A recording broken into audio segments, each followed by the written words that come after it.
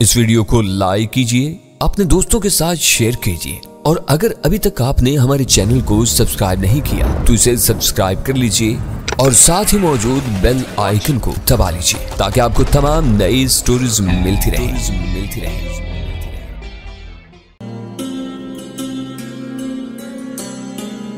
और शायद समंदर से बड़ी बड़ी और भारी भारी मछलियों को पकड़ने के लिए इस्तेमाल किया जाता था, लेकिन इस वक्त इस जाल में मैं कैद था। मैंने जैसे ही हाथ हिलाने की कोशिश की, जाल के फंदे मेरे जिस्म के गिर्द और ज्यादा मजबूती से कस गए। मैं अगर चाहता तो जाहिर है कि चंद मिनट में यह सारा तमाशा खत्म हो सकता था और मैं खुद को आजाद करवा सकता था, लेकिन मैंने फिलहाल इसकी जरूरत महसूस नहीं की। मैं देखना चाहता था कि मुझे ज़ेर करने वाले लोग कौन हैं। अभी थोड़ी देर पहले तक तो मैं ये समझ रहा था कि इस घने तारीख और खतरनाक जंगल में दूर दूर तक इंसान का वजूद नामुमकिन है, लेकिन मेरा ये ख्याल गलत साबित हुआ था। प्रोफेसर, इंसान यहाँ भी मौजूद थे और इन्होंने अपनी जिंदगी का सबूत भी पेश कर दिया था। जाल के मेरे जिस्म के गिर्द कसते ही बाहर से जाल को खींचा जाने लगा। मैंने अपने जिस्म को ढीला छोड़ दिया और कोई मुजाहमत नहीं की। मैं बहुत ज्यादा गहराई में था, इसलिए मुझे ये नजर नहीं आ रहा था कि मुझे खींचने वाले कौन लोग हैं। ताहम मैं तेजी से ऊपर आ रहा था। बिलाखिर मेरा जिस्म जब सतह आब से बुलंद हुआ और मैं घिसटते किनारे तक आन पहुंचा तो मैंने इन लोगों को देखा जिनके हाथों में जाल का मोटा रस्सा था और जो मुझे तेजी से बाहर खींच रहे थे। वो 5 स्याफाम पस्ता कद लेकिन इंतहाई खुटीले और मजबूत जिस्म वाले मर्द थे। लेकिन वो सिर्फ 5 नहीं थे, 5 तो वो थे जिनके हाथों में रस्सा था और जो मुझे खींच रहे थे। इनके पीछे स्याफाम पस्ता कद औरतों, मर्दों और बच्चों की एक भारी तादाद खड़ी हुई थी। मुझे सूरत हाल को समझने में ज्यादा देर नहीं लगी। इनमें से कोई आसपास ही कहीं मौजूद होगा और उसने मुझे देख लिया होगा और फिर बाकी लोगों को मेरे बारे में खबर दे दी होगी। लेकिन मैंने सोचा कि अगर ऐसा होता तो ये लोग यकीनन मुझे जमीन पर ही घेरे में लेने की कोशिश करते और मुझे पानी में जाने का मौका न मिलता। और गालबन सूरत हाल ये हुई होगी कि इनमें से किसी ने मुझे पानी में तैरते हुए देख लिया होगा और फिर उसने बाकी लोगों को मेरे बारे में इत्तला दी होगी। फिर बड़ा सा मछली पकड़ने वाला जाल लेकर वो आ गए और इन्होंने मुझे गाफिल पाते ही जाल मेरे ऊपर फेंक दिया और मुझे गिरफ्तार कर लिया। मेरी मौजूदगी की खबर पाकर गालबन बस्ती के सारे लोग इन नदी के किनारे आकर जमा हो गए थे।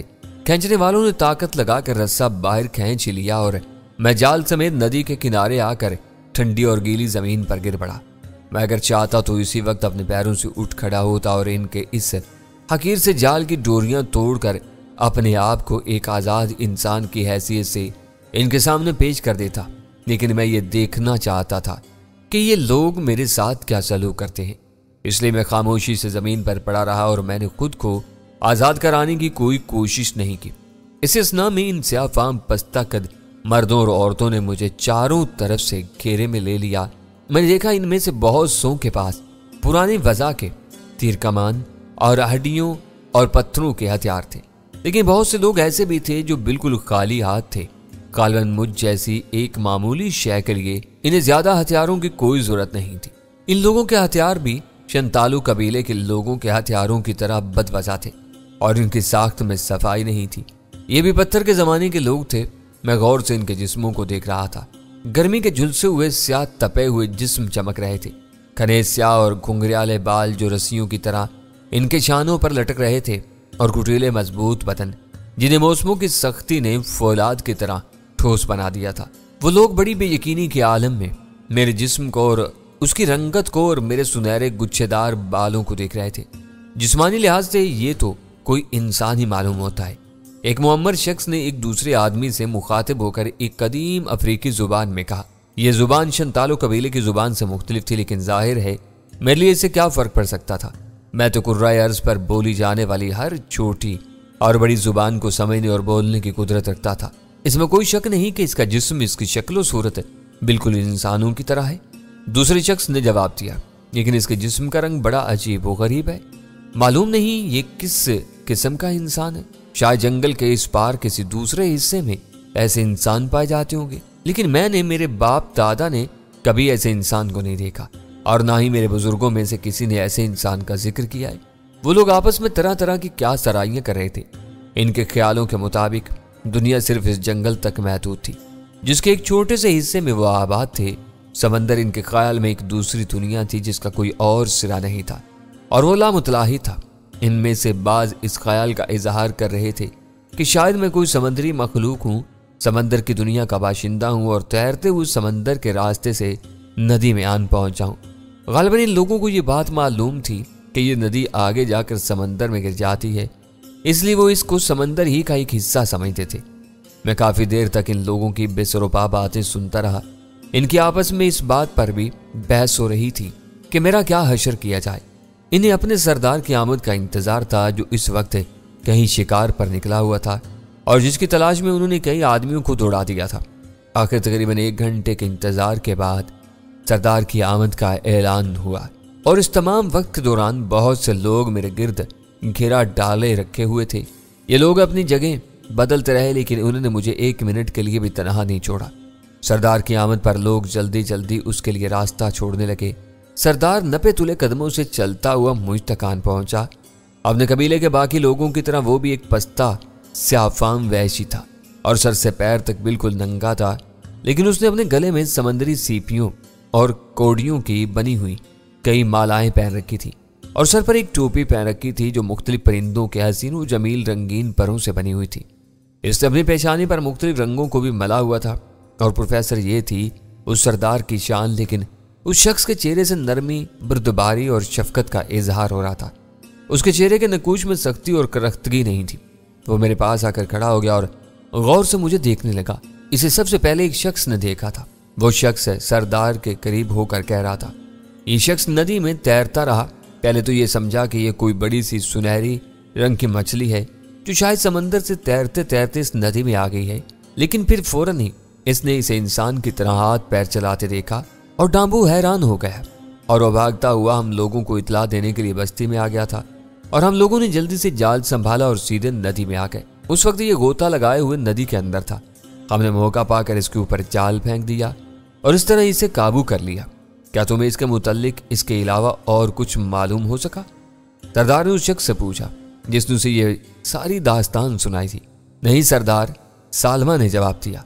भला इसके अलावा मैं इसके बारे में और क्या मालूम कर सकता था और किस तरह मालूम कर सकता था? मालूम तो बहुत कुछ कर सकती थी, बशर्ते कि तुमने मालूम करने की कोशिश नहीं की। मैंने इन्हीं लोगों की जुबान में सालमा को जवाब दिया। वो लोग हैरत के मारे बेतहाशा चीखने लगे। ये बोल सकता है, ये हमारी जुबान बोल सकता है। हर तरफ एक शोर मच गया। सरदार भी हैरान और परेशान नजरों से मुझे देख रहा था। उसे यकीन नहीं आ रहा था कि मैं इन लोगों की जुबान बोल सकता हूँ। क्या तुम वाकई हमारी तरह के इंसान हो? क्या तुम वाकई हमारी जुबान बोल सकते हो? सरदार ने बड़ी नरमी और शफकत के साथ मुझसे पूछा। क्या तुम ये चाहते हो कि मैं तुम्हारे हर सवाल का जवाब इसी तरह दूं? मतलब कि मैं इसी जाल में बंधा हुआ रह जाऊं? मैंने सरदार से पूछा। सरदार ने जल्दी से कहा, अगर तुम हमारी बोली बोल सकते हो तो फिर यकीनन तुम हमसे बाहर नहीं हो, लेकिन पहले सिर्फ इतना कह दो कि तुम हमें नुकसान पहुंचाने का तो कोई इरादा नहीं रखते। हरगिज नहीं, मैंने जल्दी से जवाब दिया। मैं तुम लोगों का दोस्त और साथी हूँ, मुझे अपना दोस्त समझो, दुश्मन नहीं। ये मेरा वादा है तुमसे। सरदार के हुक्म पर मेरे जिस्म के गिर्द कसे हुए जाल की रस्सियां खोल दी गईं और मैं आज़ाद हो गया। थोड़ी देर तक मैं इसी तरह ज़मीन पर बैठा रहा। इसके बाद उठ खड़ा हो गया। मेरे दराज कद के सामने इन लोगों के कद काफ़ी छोटे छोटे नजर आ रहे थे।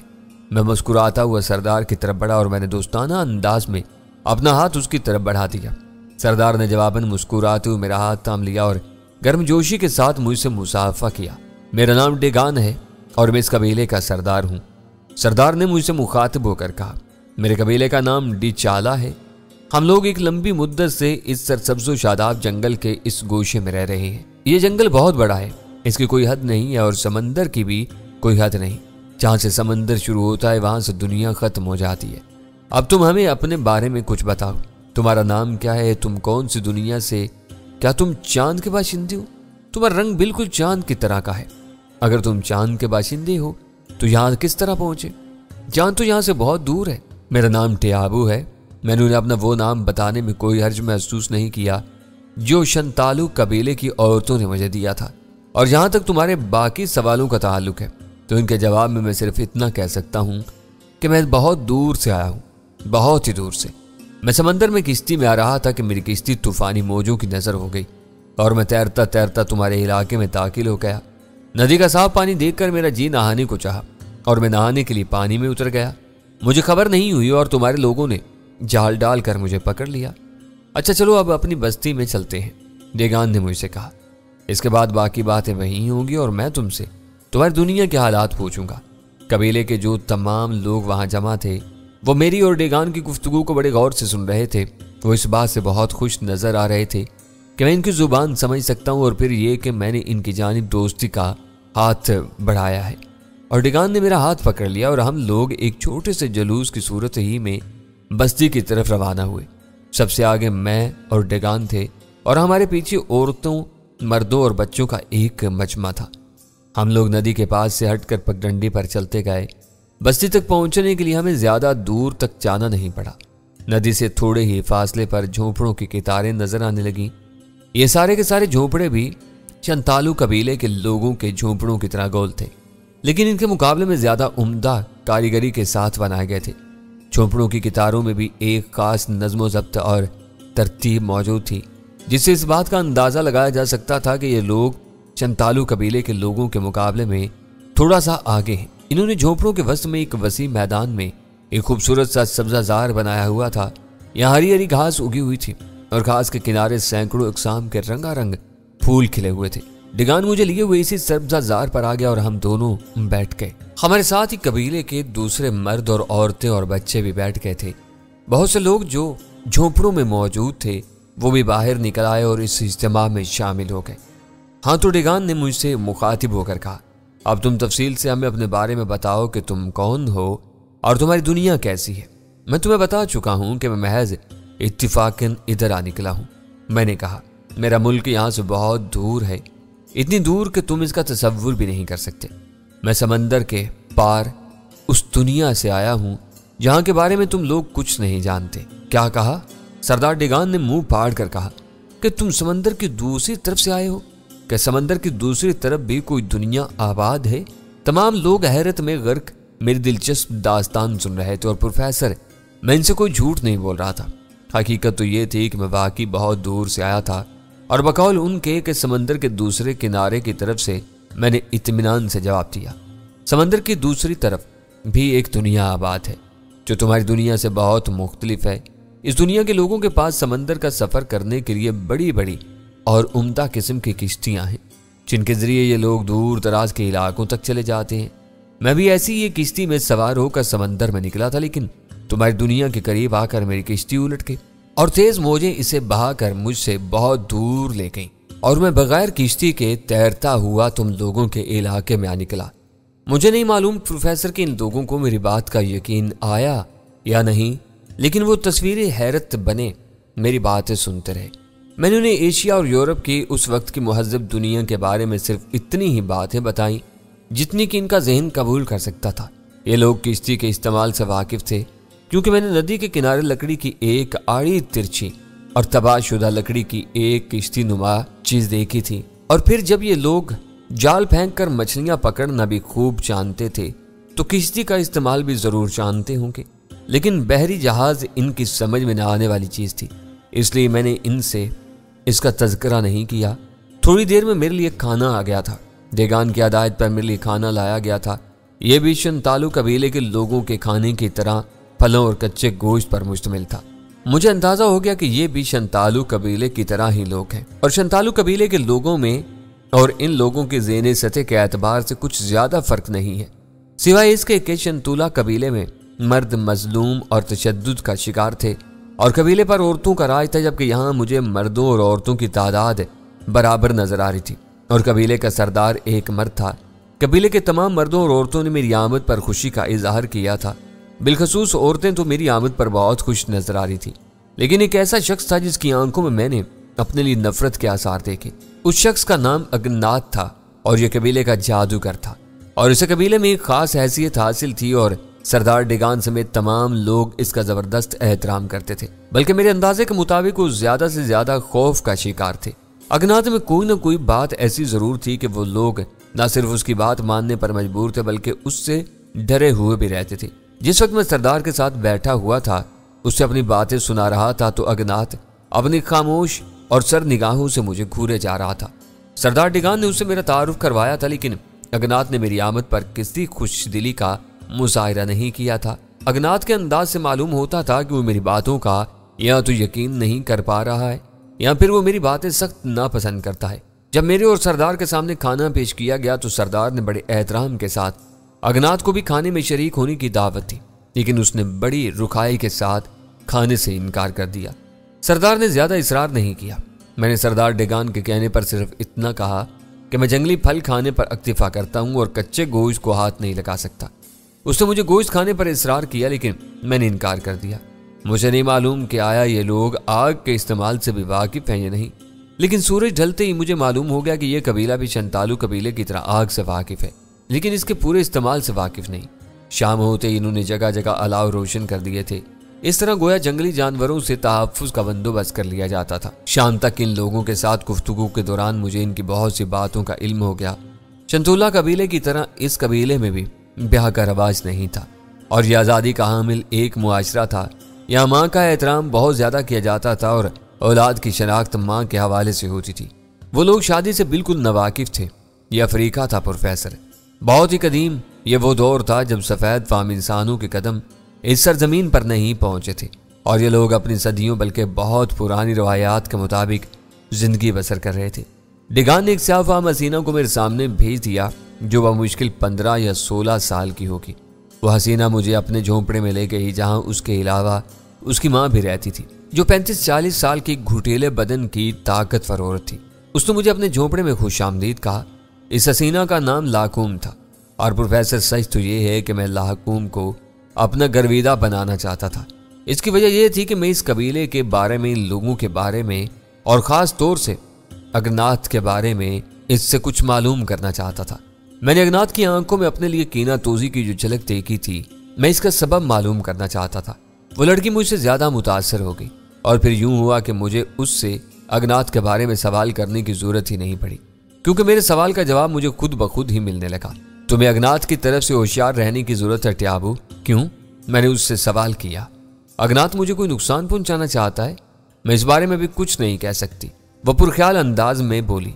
लेकिन हकीकत यह है कि वो अजनबियों को जरा भी पसंद नहीं करता और हमारे अगनात का कोई हुक्म नहीं टाल सकता। खुद सरदार डिगान को भी अगनात के हुक्म की पाबंदी करनी पड़ती है, क्योंकि अगनात जादूगर है।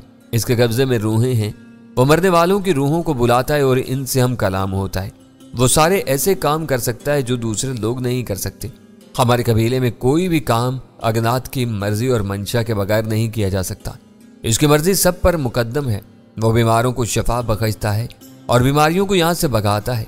तो प्रोफेसर है, बाकी कदीम अफ्रीका के बेशतर वैशी कबाइल की तरह इस कबीले में भी एक ताकतवर जादूगर का तस्वुर मौजूद था, जो इन लोगों के नजदीक रूहानी पेशवा की हैसियत रखता था और जिसका हल्का असर खुद सरदार के हल्का असर से भी ज्यादा वसी होता है। शंतालू कबीले में ये हैसियत पहले नाराज को और फिर बाद में दहल को हासिल थी और अब डचाला कबीले में यह हैसियत अगनात को हासिल थी। वह मुझसे मुतनफ्फर था। कबीलों के ये नाम निहाद जादूगर बाहर से आने वालों से हमेशा इसी तरह डरते रहते थे कि मुबादा आने वाला कोई शख्स इनसे ज्यादा बाअसर और ताकतवर हैसियत का मालिक न बन बैठे।